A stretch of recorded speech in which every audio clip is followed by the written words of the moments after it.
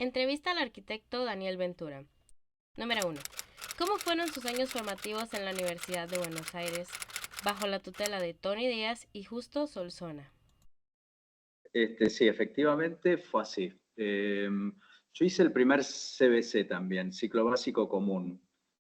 Antes existía en la Universidad de Buenos Aires un examen para entrar a la universidad, ¿no? Con la democracia y en el gobierno de Alfonsín se decidió, digamos, hacer un primer año que se llama ciclo básico común, que todavía sigue existiendo, que es común a varias carreras y son materias generales y algunas específicas de cada facultad, ¿no? Y ese año sería como un año introductorio, es un poco un filtro hoy, pero es para que todo el mundo tenga la posibilidad de ingresar a la universidad, ¿no? Que la universidad, digamos, nuestra universidad es pública, es gratuita, y, y eso antes hacía que había cupo para entrar a las facultades y quizás en esos exámenes los estudiantes aprobaban las materias, pero como había cupo y entraba desde la nota más alta hasta el número, por ejemplo, 500, y el 501 no entraba, pero se había sacado 8, ¿no? Como una nota alta. Y eso, el CBC vino a modificar esa situación para que todo el mundo tuviese la posibilidad de estudiar en las facultades de la universidad. Se podía ingresar al que sería el primer año específico de la carrera, que sería el segundo año, sin tener todo ese ciclo básico aprobado. El que aprobaba las 6 materias de ese ciclo básico entraba a la facultad. Esto pasaba en cualquier carrera. La universidad se hizo mucho más masiva, pero en el ciclo básico y sigue siendo una tendencia de los que entran, siguen el 50% más o menos. El 50% de los estudiantes que se inscribieron en el ciclo básico no llega a terminar el ciclo básico, ¿no? No recuerdo en ese primer año cuántos habíamos pasado, pero bueno, habíamos pasado muchos. Y entro en una facultad donde las cátedras de proyecto vuelven a la universidad porque habían sido echados por el proceso militar, ¿no? Esto era una situación súper novedosa porque ese año, en el año que yo empecé el CBC, empezaron todas las cátedras democráticas. Las cátedras democráticas eran las que se habían ido por una causa u otra, ¿no? Porque los habían echado, porque no los querían, porque se fueron por motus propios, y, y habían vuelto, ¿no? Y en esa vuelta había una ebullición en la facultad que yo lo notaba como estudiante, pero yo lo veía en los profesores como una alegría de haber vuelto a la universidad. Yo elijo estudiar con Tony Díaz porque, por referencias, yo no tenía como, digamos, muy claro. Yo era muy chico, yo arranqué, tenía 18 años cuando empecé la facultad. Hice la facultad en 6 años, en la cantidad de años que, digamos, que normalmente, si te va bien, la terminás. Y Tony Díaz, sí, había habido como unas charlas de los titulares y uno elegía cuál le parecía, digamos, el más posible, con la poca información que tiene un estudiante antes de entrar a la facultad.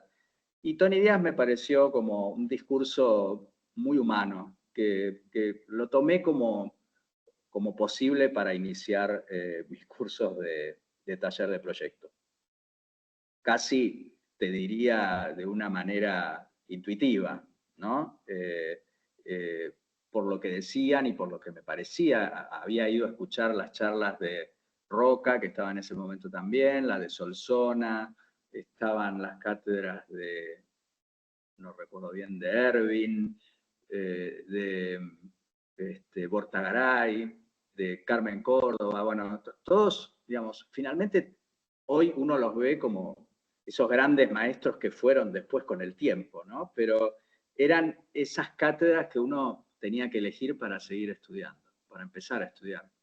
Y bueno, tengo los mejores recuerdos de Tony Díaz, que finalmente yo hice mi primer año en el 86, el CBC en el 85, 86, 87 cursé en el taller de Tony, y él en el 88 viaja a España y deja el taller.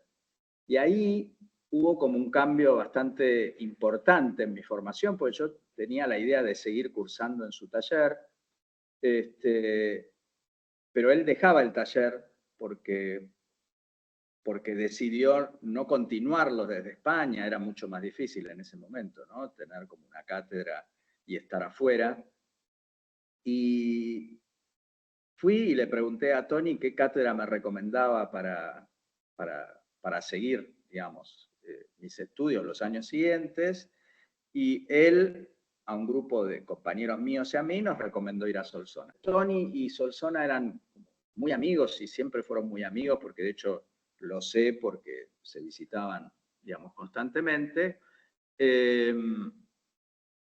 Sigo en la cátedra de Solsona, donde todo cambió de alguna manera, ¿no? Cambió la forma de la enseñanza. No era lo mismo estudiar en un taller donde lo humano era lo más importante, a un taller donde los dos talleres que te hablo eran masivos, eran cátedras de 1000 alumnos cada uno, digamos, no eran talleres chicos, ¿no? Pero nosotros teníamos grupos de docentes que en grupos de 20, 25 estudiantes, era bastante manejable, ¿no? Pero había, a diferencia de lo que pasa hoy, como una especie de que el maestro era el maestro, ¿no? Y no había forma de decirle o contradecirle algo de lo que decía, ¿no? Y también era la actitud que tomaban los propios docentes. O sea, venía Solsona, señalaba con el dedo, este proyecto está bien, y no había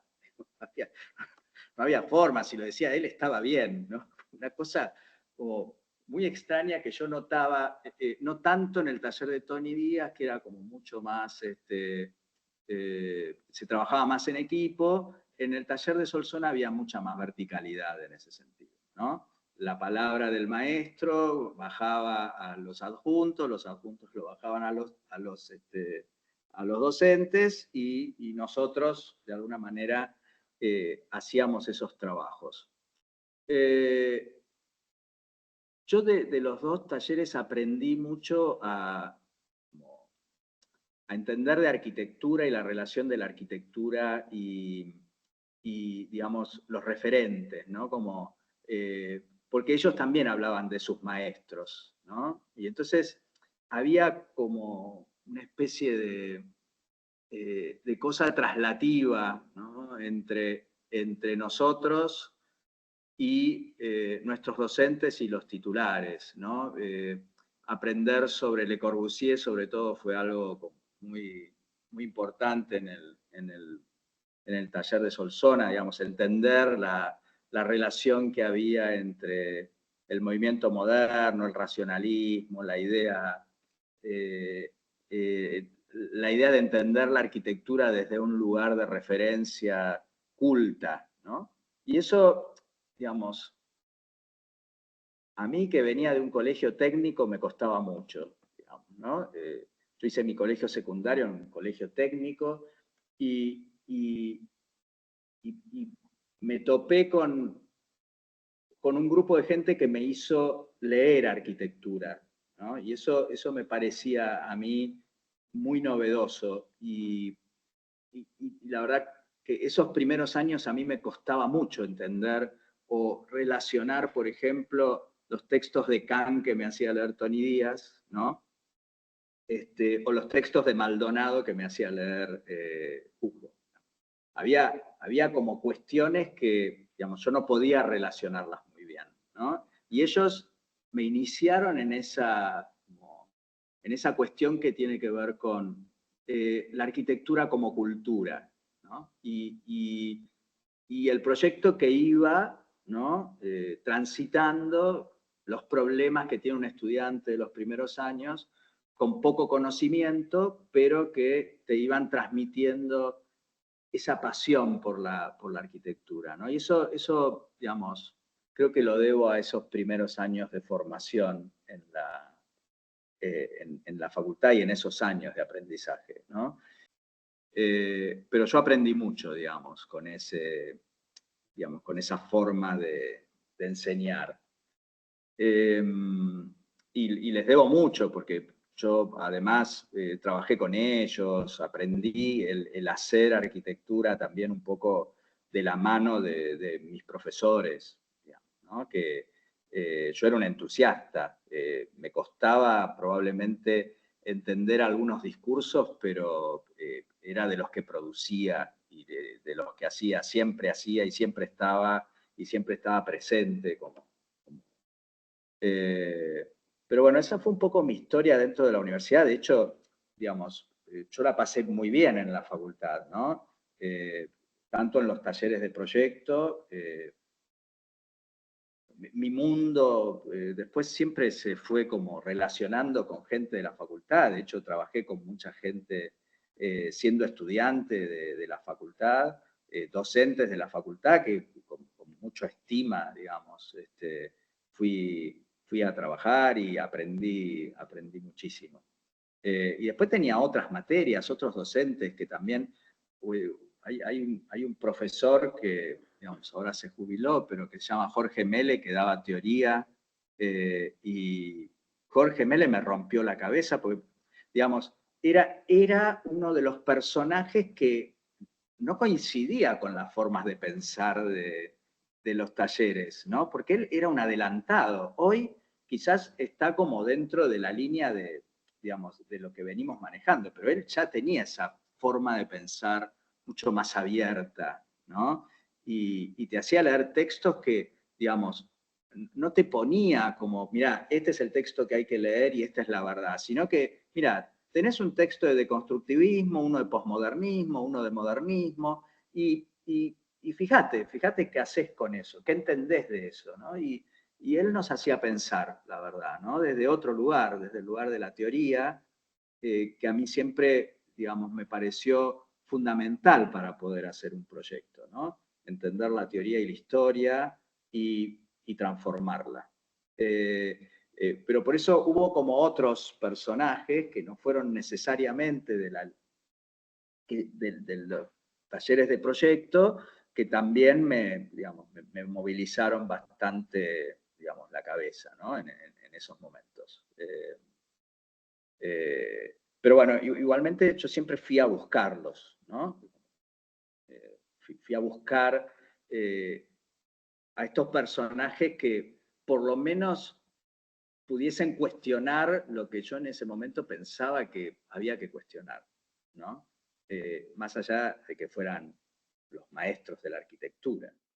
Pero bueno, así fue mi paso por la facultad. Lo recuerdo como, digamos, con mucha felicidad, mucho trabajo, pero de hecho yo después nunca más me fui de la facultad porque terminé mi último año y empecé con la docencia. O sea que yo tengo 32 años de docencia más 6 años de carrera, tengo 38 años que no me moví de la Facultad de Arquitectura, o sea que estoy ahí y sigo ahí. Número 2. Para usted, ¿cómo debe ser la relación entre enseñar arquitectura y hacer arquitectura? Yo siempre digo, y lo dije en alguna charla y eso, que acá en el estudio yo no proyecto para mis clientes, sino que proyecto para mis alumnos, ¿no? Es un poco una ironía porque de hecho, digamos, tengo una relación con la gente que le hago las obras que también es pedagógica, ¿no? Trato de enseñarles qué es lo que estoy haciendo para que ellos lo vivan de una manera, digamos, consciente de que cada operación que estoy haciendo tiene que ver con alguno de los problemas de la arquitectura. Pero yo tengo como esta cosa de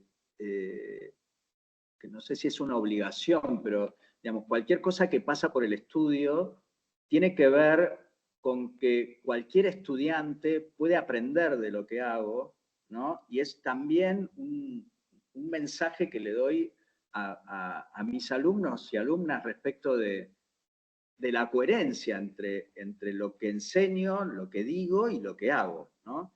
Entonces, ahí hay como una especie de cuestión que tiene que ver con que es casi lo mismo, pero no es lo mismo, ¿no?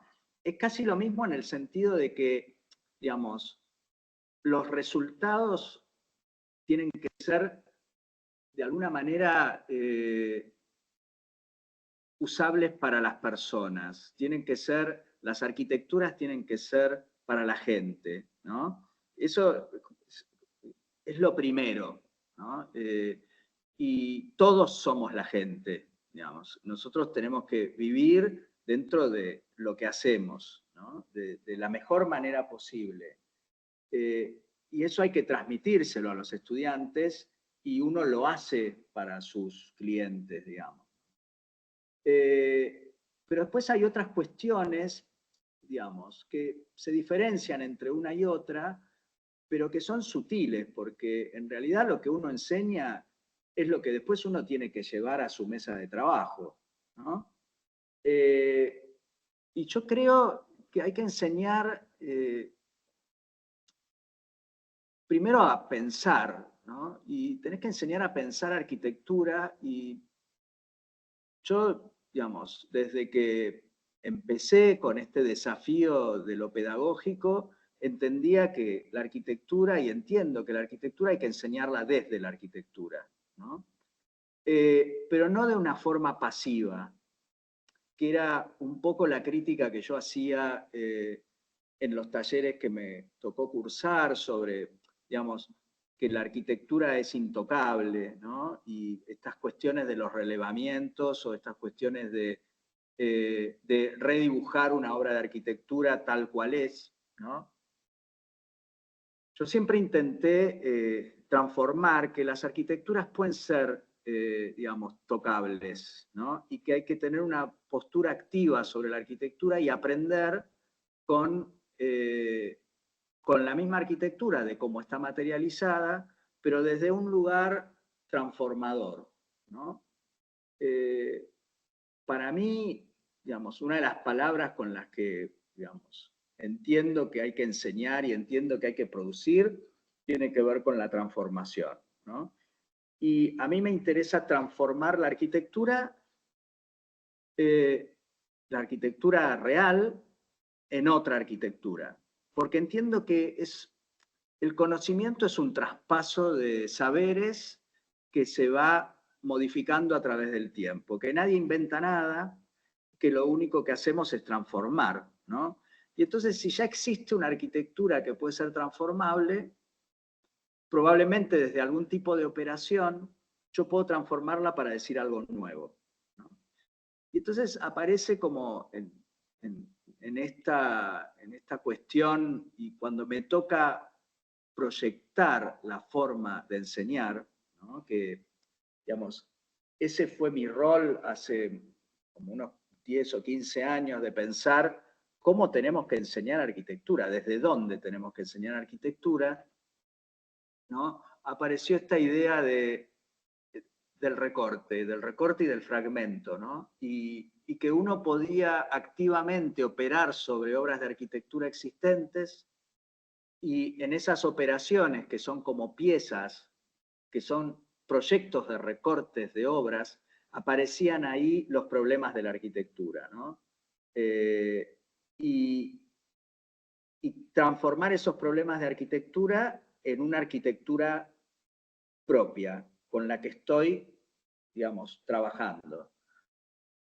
Porque, digamos, la arquitectura tiene muchas variables superpuestas y el sitio es una variable, digamos, ¿no? Si yo tomo una obra de arquitectura que está ubicada, no sé, en algún lugar del mundo y me la traigo para activar ciertas cuestiones a otro lugar, esa arquitectura se va a transformar. Y entonces siempre, digamos, aparecía el tema del recorte como un mecanismo posible para poder operar desde partes de arquitecturas existentes, ¿no? Desde arquitecturas que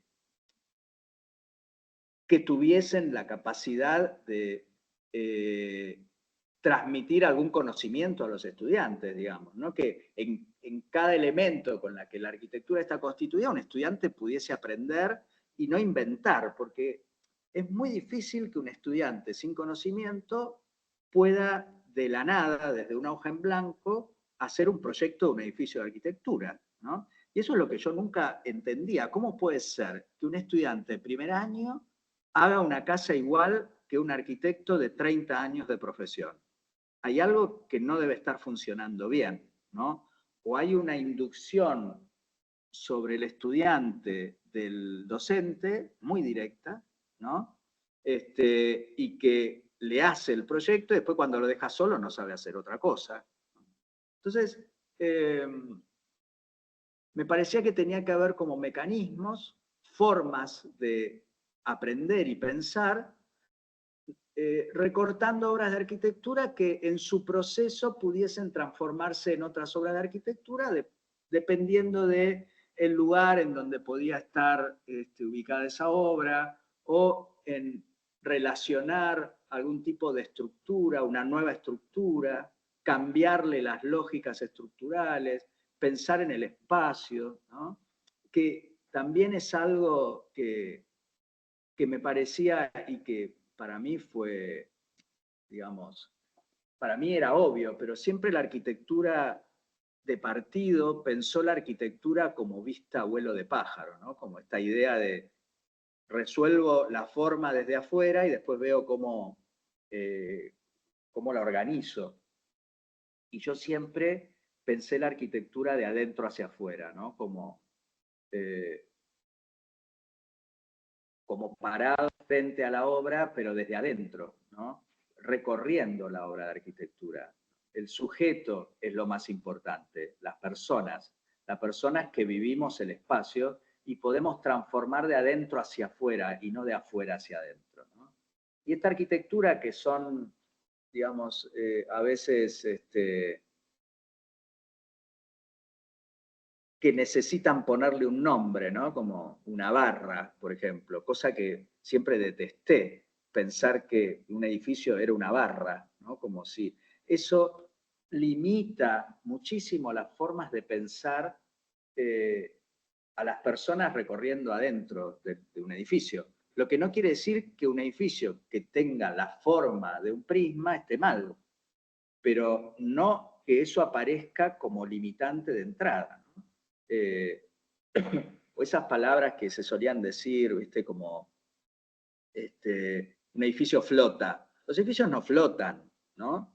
¿No? Como porque no toca la tierra. Los edificios tocan la tierra. Entonces, siempre entendí que la arquitectura debía enseñarse de adentro hacia afuera. Y la idea del recorte es una idea en la que se construyen piezas en escalas grandes, 1:25, uno puede poner una cámara por dentro, fotografiar y fotografiar la relación que existe entre los elementos que están configurando determinada parte de una obra de arquitectura. La posibilidad de pensar siempre incorpora el espacio, ¿no? Y eso también para mí es importante porque la relación entre lo material y lo espacial.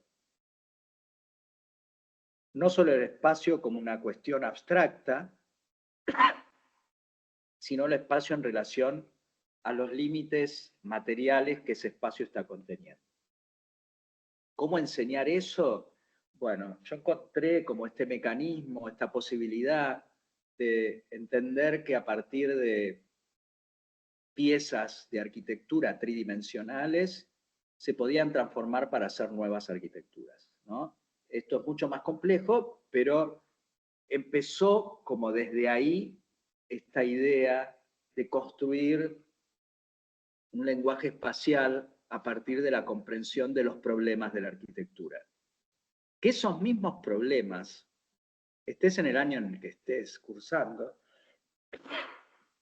son los que llevo a mi estudio para resolver los problemas que tengo que resolver para hacer una obra. Fuera a la escala que fuera esa obra, ¿no? Porque siempre la entiendo desde un lugar de la percepción del espacio, de si algo pesa, no pesa, cómo se materializa, cómo entra la luz, qué efectos tiene la luz frente a determinada cosa, ¿no? Y creo que eso se piensa por parte, porque cuando uno tiene un esquema prefigurado de la arquitectura es mucho más difícil, ¿no?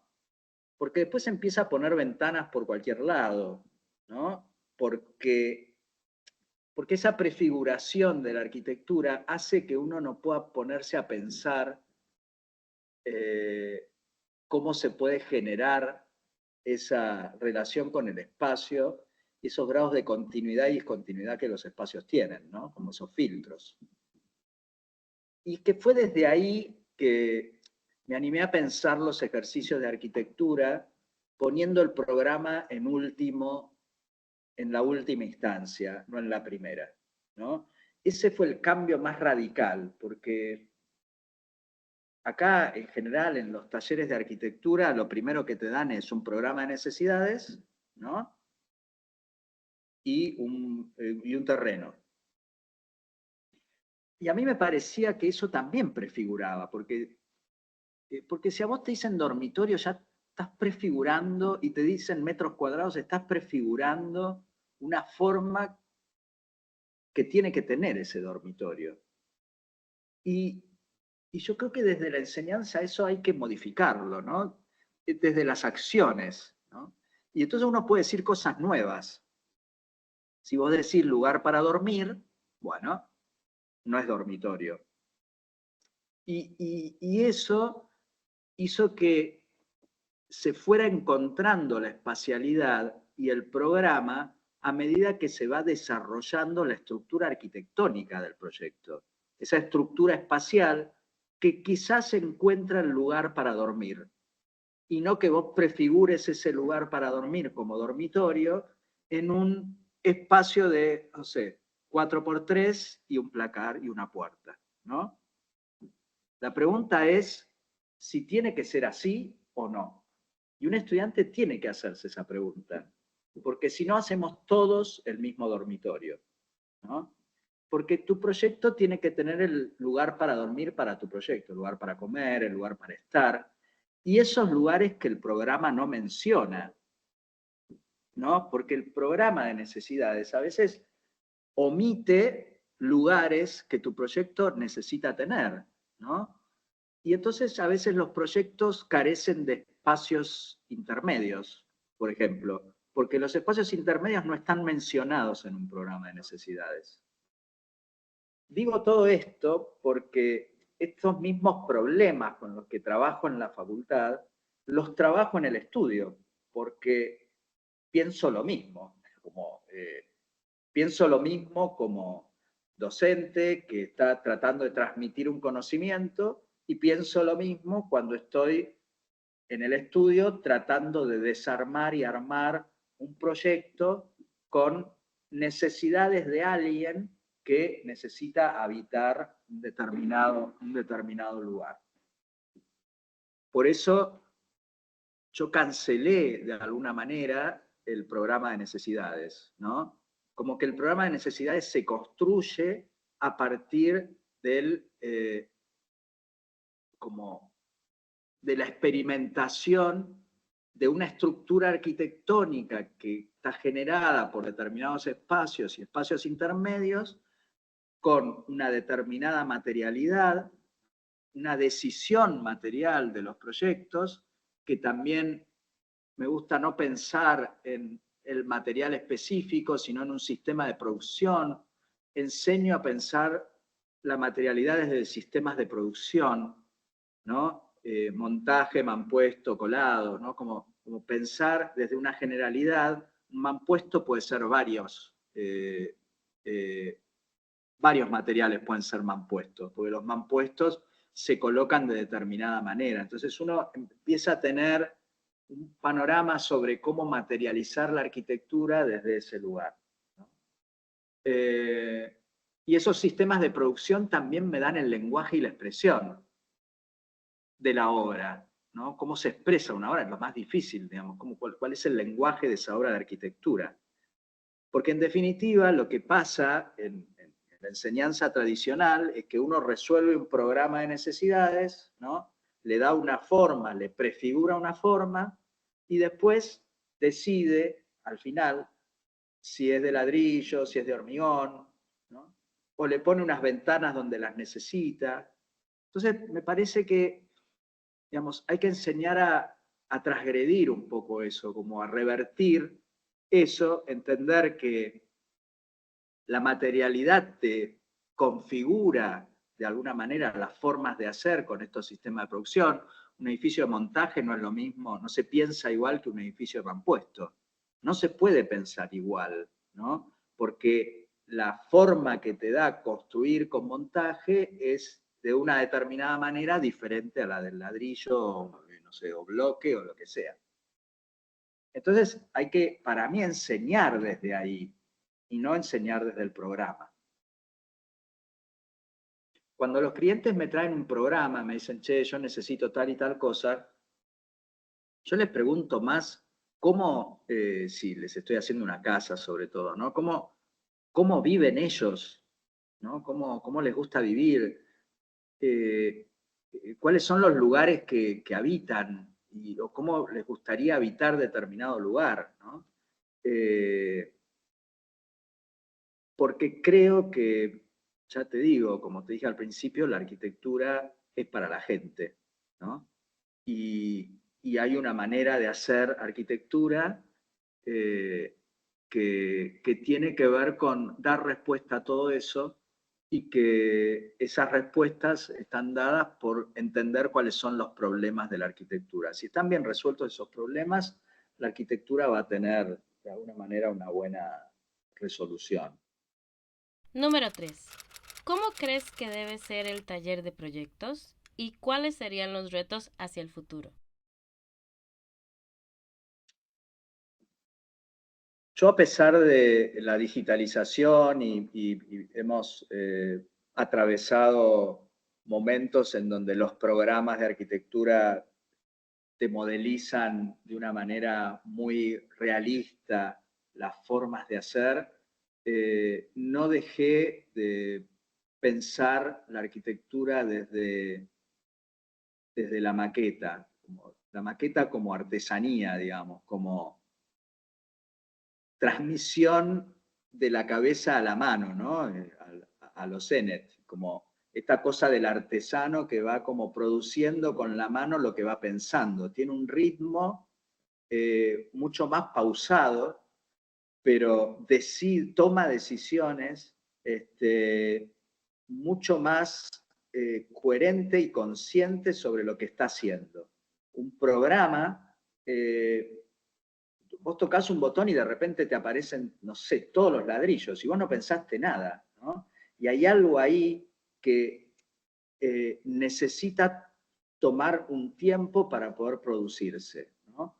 Para mí es fundamental el tiempo que se le dedica al proyecto y la maqueta eh, es un instrumento lento, porque tardás para cortar un cartón, tardás para cortar una madera, pero el tiempo que tardás es el tiempo que necesitas para decidir si realmente, digamos, es ahí o es en otro lugar.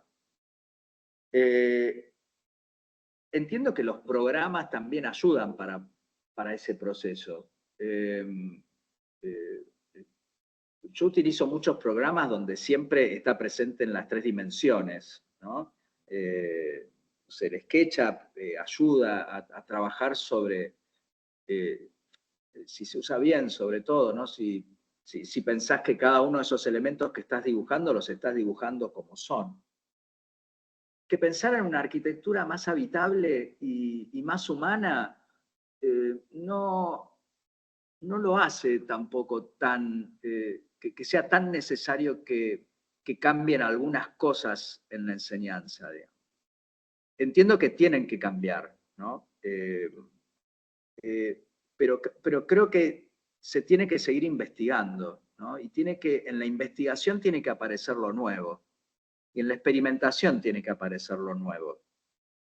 Pero yo creo que lo nuevo aparece como consecuencia de algo que ya está hecho, y no como algo que irrumpe de alguna forma como algo que no había aparecido nunca.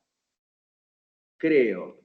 Eh, eh, no sé, yo tengo como algunas cuestiones que los cambios se dan cuando hay otro tipo de cambios y no son arquitectónicos, digamos, ¿no? Cambios sociales, cambios climáticos, cambios que hacen que uno tenga que repensar de otra manera cuestiones que, digamos, no pudieron, digamos, resolverse hasta el momento.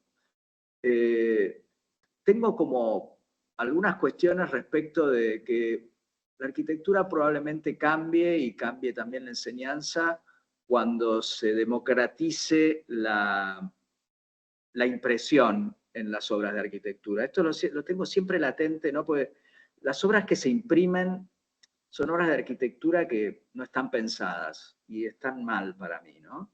Estas impresoras que construyen tu casa en un día o en una semana. Eh, yo creo que cuando se investigue sobre las formas de pensar la expresión que estos nuevos sistemas tecnológicos, probablemente la arquitectura empiece a tomar otra dirección. Tampoco estoy seguro de lo que te estoy diciendo, pero no encuentro otra cosa que haga cambiar a futuro las formas de pensar arquitectura, ¿no? Yo creo que cada lugar tiene que pensar más en su lugar. Nosotros siempre estamos mirando hacia lugares que no nos corresponden, ¿no? Porque siempre pensamos que los que somos de Buenos Aires tenemos que mirar hacia Europa, hacia lugares que no somos. Nosotros somos Latinoamérica y, y creo que hay que hacer la transformación desde ese lugar, ¿no? Eh, con unas arquitecturas que, digamos, estén más arraigadas a los valores de la cultura de cada lugar, ¿no?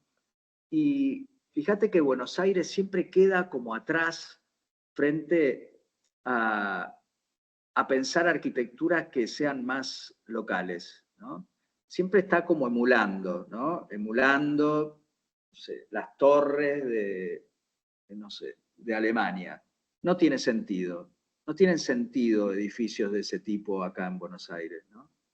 Eh, Tenemos una ciudad que niega el río, siempre por esta vorágine de pensar que hay que hacer cosas de gran escala, ¿no? Y quizás no es la gran escala el problema.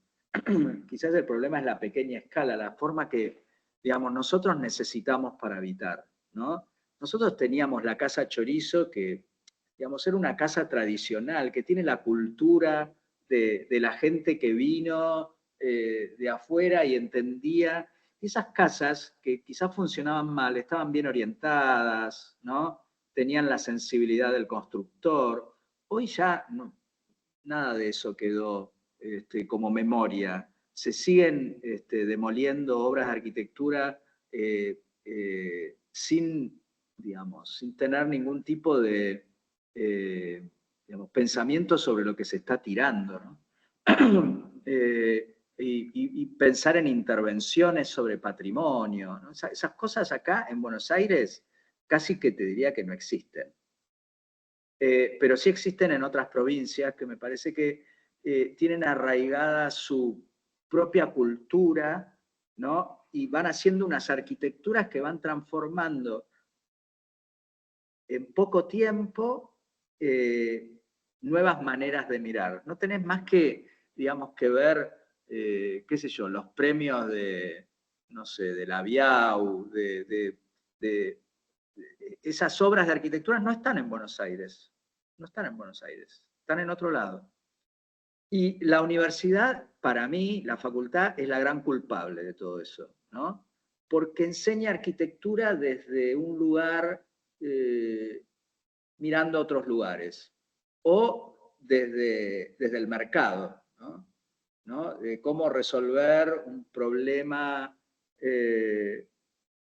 para la ciudad, que es cómo construir edificios de propiedad horizontal con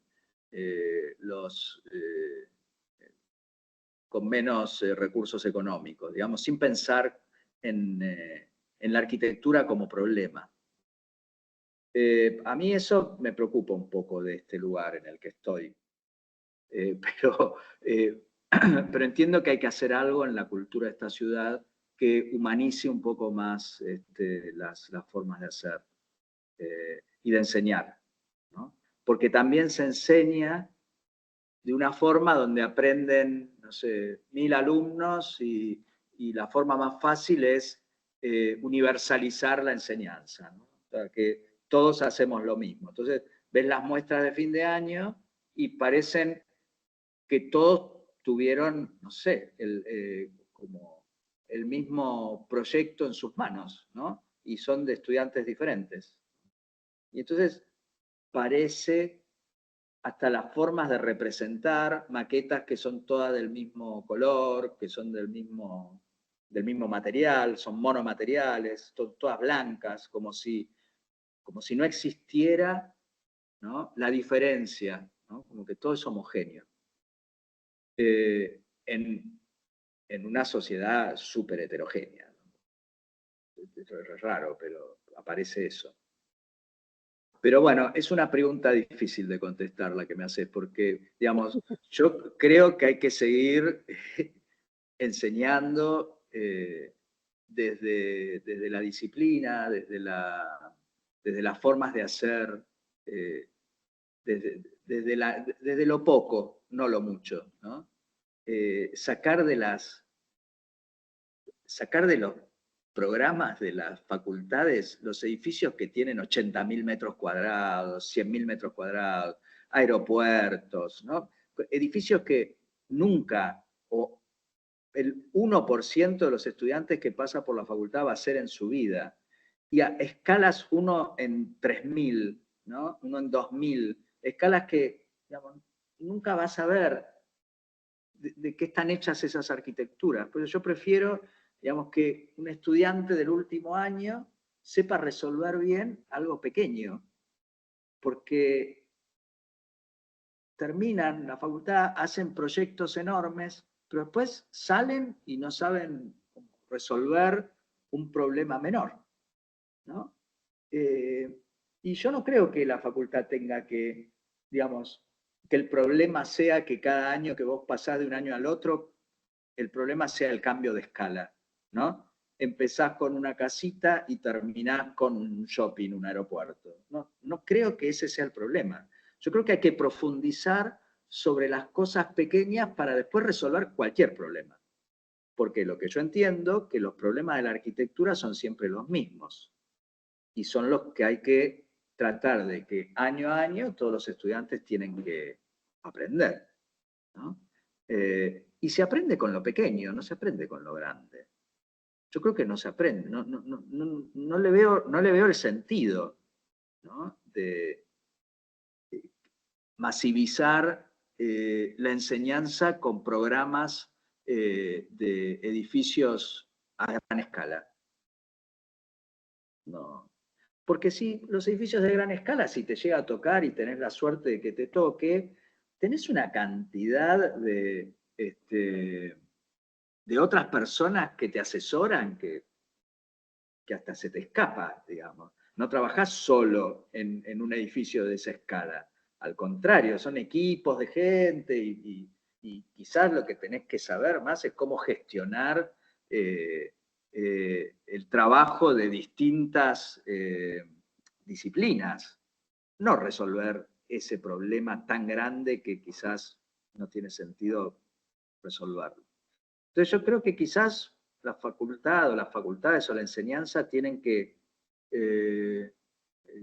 sentarse a pensar en proyectos que resuelvan los problemas de la arquitectura en una escala menor, pero con más profundidad. Y que un estudiante del último año sea consciente de cuáles son los temas con los que va a tener que trabajar cualquier proyecto de arquitectura.